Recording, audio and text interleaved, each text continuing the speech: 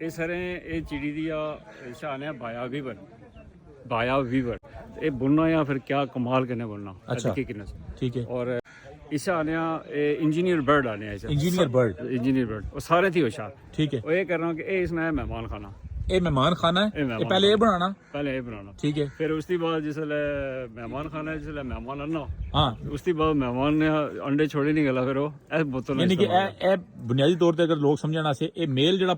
परिंदा होना ये पहले घोंसला बनाना उस तो बाद जो इसने अंदर फीमेल आ जानी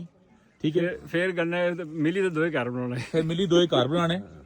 ठीक है फिर क्या करना है जनाब फिर सारे फिर उसके बाद बच्चे पैदा करें अच्छा अंडे बच्चे पैदा करने मेहमान खाना बैठक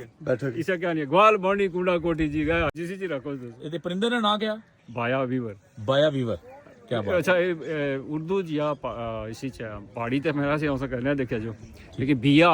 अच्छा तुसा ना क्या नजीब साहब तुसा की करने हो मैं अपना कॉलेज है जनाले उसी स्पेशलिटी ये दी जी कि जी पहाड़ा नहीं और साड़ी असानी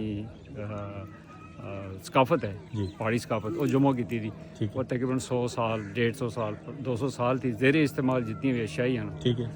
उन्हें अस जमा करने की कोशिश की और माशाल्लाह बड़ा ये तुसा हुन अपने उस सकाफती विरसे च मजीद शामिल करन जा रहे हो उसी शामिल कर सा इस गल अपने करने चलो बहुत शुक्रिया।